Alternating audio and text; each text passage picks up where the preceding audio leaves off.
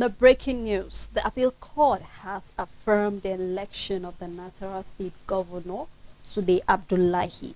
We will recall that the tribunal in the court actually said that David Omugadu of the PDP was the winner based on the fact that he had the highest vote looking at some of the polling units.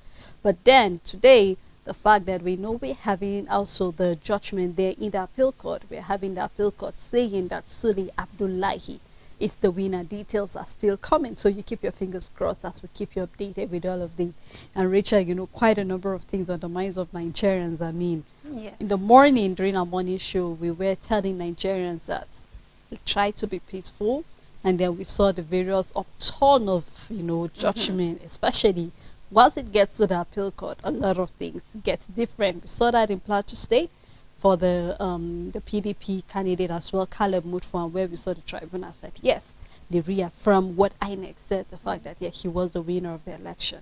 And then when it got to the appeal court, different thing altogether. Yeah. And then we saw that also in Nasarawa State, even though that for Kano was quite different, because we knew that there was a little one or two judgment in the tribunal which said about 60,000 votes were invalid, and a number of things Nigerians coming out to say why punish Nigerians for the fault of INEC. But then we're saying that for Nasarawa State, I mean, this is what it is. So we'll keep, our fingers crossed and still waiting to see more details regarding, what the petition will be in the appeal court presently, Rachel. I know it might look like the appeal court now has more power, like when it comes to the fate of Nigerians regarding politics and the things that shouldn't even be their concern in the first place. But I mean, when we have a system that allows it, the Nigerians have no option but just to take what comes their way. And then it's really sad to just see that there's an end not coming forth yet, because we can't see the end so far, Sele, because I believe that Nasarawa State now is moving to the Supreme Court, because it feels nobody stops at the appeal court anymore until they get to the Supreme Court. So it just feels like we're yet to see the end of the turmoil concerning the 2023 elections, most especially for the state level. And then, I mean, you've raised your concern concerning having off-cycle election, and we are seeing that perhaps 2023 election is one that is going to increase more numbers of off-cycle election to the ones that we already have. And then the aim was to curtail it or to reduce it drastically and just have elections once in a year, all 36 states, and be done. But then, of course, we just have to hope that in the end, after all of the back and forth, the dragging, that in the end, the people of Nigeria can truly be happy. That people in Zamfara, in Kano, in Plateau, now in Nasarawa, and what other state that they are waiting for their petition at the appeal court, that in the end, the people will get what they want and they can grow eventually, and then just governance can start having its place. Enough of the politics. I mean, it's March and we are now in November, the year is coming to an end, and there's still no headway concerning what states are into as it is now in the country. But I just hope that it's not going to be too long, and that people will eventually, regardless of the back and forth, that no matter how it is, we can just find peace, I mean, amidst all of these things, and then just be able to be patriotic and support our leaders at whatever level, regardless of if it favors the people or not. Yes. INEC will learn to protect the votes of Nigerians by also, because a lot of Nigerians went out there with hope, but then we're seeing it seems as if the hope is being dashed. Well, to our viewers at home, is still Nigerian now, so you can actually be part of the conversation by joining us live on Facebook, and then drop your own views on all of the issues we will be looking, including that of what the appeal court have actually said, or their judgment concerning the Nasarawa State gubernatorial election. Now, also, in an unfolding story, we are seeing the fact that Labour Party, or Labour, because Labour is actually the sponsor for Labour Party, so I'm tempted it's the Labour Party. But they were saying that Labour have lambasted the federal government for actually slashing, or you can call it cutting down, the wage award. Will we recall that we saw where the president sought for the approval of the supplementary budget of about 2.1 trillion naira, out of which the Labour was supposed to have about 210 billion naira to be able to meet up with the wage of civil service. We will recall that during the independence speech, the president promised to increase the salary of federal workers. Initially, he said 25,000 naira, but after talks, he increased it to about 35,000 naira. That means to add up to the previous 30,000 naira minimum wage. That is was supposed to be 65. But we're seeing that the federal government have slashed it, and rather than actually handing over 210 billion naira, the federal government is handing 110 billion, and that is to say 100 billion was being slashed. Now the government is yet to come out with a reason why it actually slashed this money, because this means that workers are supposed to be seeing a reduction in their salaries. That is just the typical interpretation for this, because Nigerians are yet to make or actually put their head around the reason why the federal government would choose to do that, because it has increased the budget for the security. We will record that the reason why they did that was apart from the security. Yes, they have increased the budget for the security. So why have they not increased the budget as well for the salaries? And they're cutting it down. They're doing the complete opposite, Sele. Why are they not even just leaving it at the 210 billion rather than cutting it down? And then why is security getting more? The thing is, it might sound like, why am I saying why is the security getting more? I'm not downplaying the fact that security needs more. But let's not forget that this is a supplementary budget. And it's usually for what is not captured in the major budget. Now, wage award is not captured in the 2024 budget. Before a new minimum wage will be captured in the 2024 budget until it passed bills in the Senate, that is until it's being passed to law that, okay, you know what, minimum wage is no longer 30,000 naira, it's going to be 50, it's been passed as a bill, then it can reflect in the next year budget or whenever it's going to be implemented subsequently. Now that means the supplementary budget and what is going to wage award shouldn't be tampered with in the first place, because it is for a short period of time. This wage award is not for a period of 6 months, it's for 3 months in some places, and then violative that was meant to be for 6 months, that is even on a halt now. But this wage award is just for 3 months exactly, Sele. So why is it being tampered with? On the other hand, security is on the budget for 2024. So for whatsoever reason, we shouldn't see a cut for wage award and then see an increase in security, because whether we like it or not, the security budget is already in the 2024 budget. So it already has money allocated to it with or without the supplementary budget. And so for that reason, it's not to say that security shouldn't get enough or more. We see how the police is complaining about being defunded and ill-motivated police officers and all of that. Yes, the supplementary budget can go into insecurity, be it the armed forces, the Navy, be it our the DSS, be it police, whatever security agency that is in need of some support for a short period of time. It is important.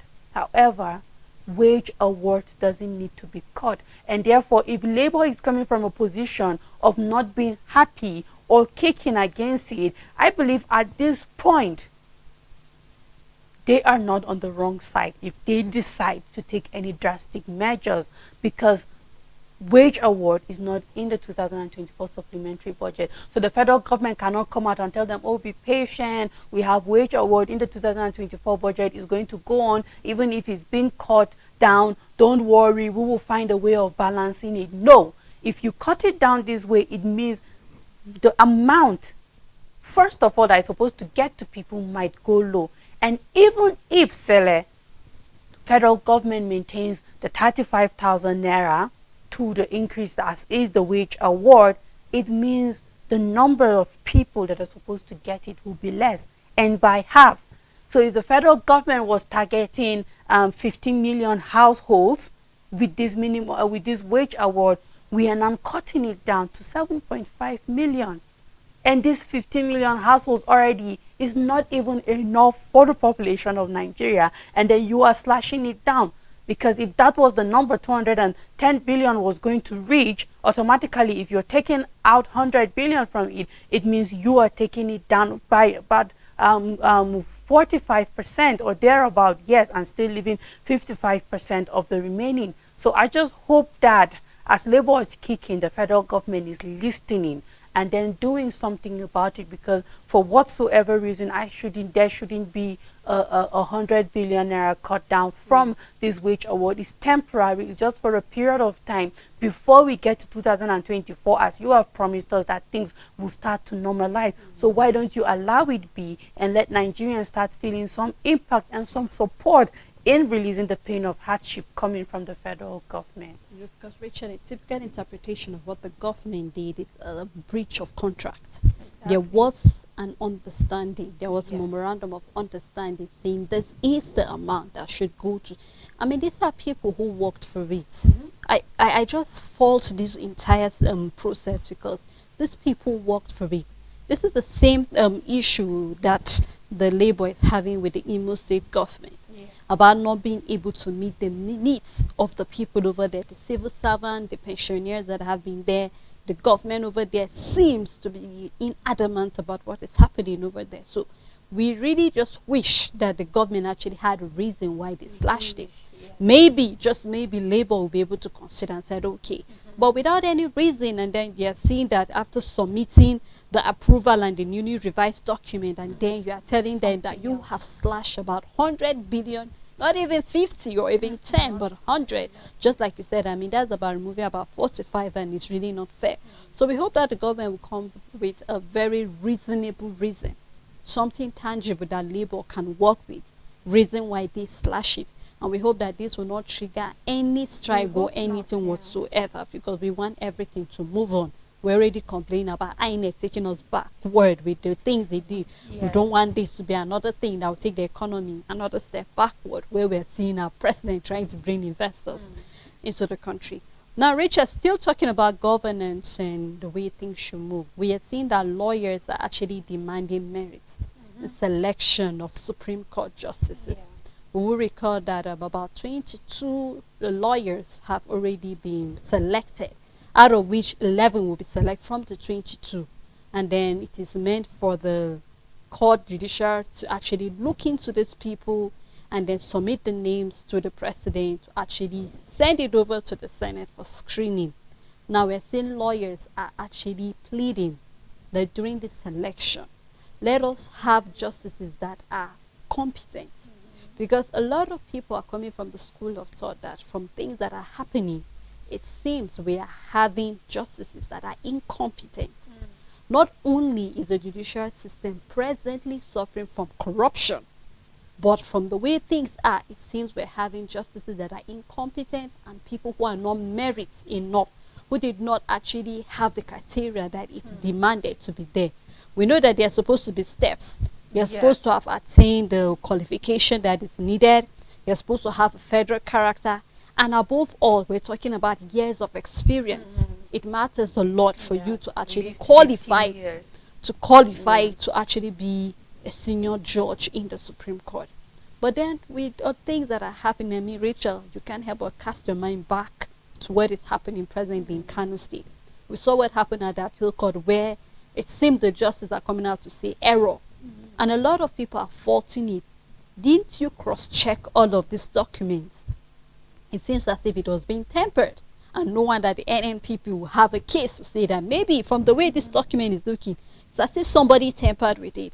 And here we're seeing that they are permitted to actually have a typographical error, which is not supposed to be heard of, because the judges can just look at this as a mere error. But to Nigerians, this is a disrespect on their intelligence. Sally, how would they look at it as a mere error? Such error shouldn't be heard of in the first place.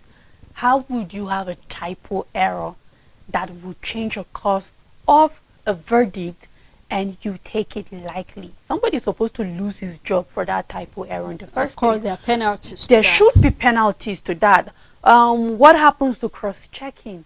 It's a typo error. It can be corrected it means someone didn't do their job the way it's supposed to be, because you're supposed to review, edit, check and check and check. Because this, okay, imagine, Sele, if this was a situation where someone was in between life or death, and he was to be either sentenced to death or discharged and acquitted of a crime, and then your typo error made that person to be sentenced to death.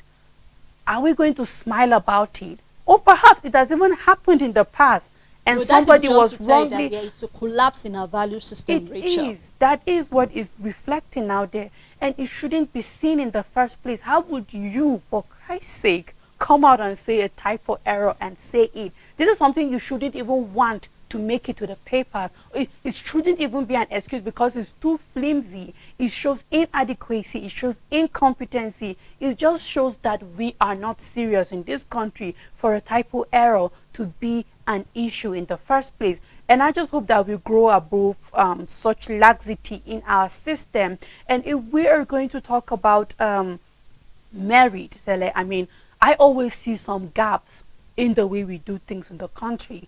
And it's because corruption is eating us, because there's what we call loyalty to certain things. Definitely. And then when you see the process, I'm not faulting the process, but it takes people that are truly in the position to want to see a better Nigeria to do the needful. Because first of all, these these justices at the Supreme Court level still have to be appointed by the president. So we will see a position where favors can come in play, where the president can put people who are loyal to him, regardless of whether they merit it or not. That aside, also, these are people that are recommended, first of all, by the Judicial Council. Now, at this level, it can be very fair, because I believe that regardless of how it might look like our justice system is corrupt, I believe that the code of conduct for the judiciary in this country is the law, not a human being, not anything, but their principle is by the law, and that is what governs them, and they are not above it. So perhaps from the Judicial Council, we can say that yes, they would recommend justices that have the merit. However, the level I'm not also comfortable about is that the Senate have to approve these justices eventually in the end. And we know the politics in our Senate. We know how the party system is. We know that there are majority, there are minority. We know what side the Senate leader is and all of that.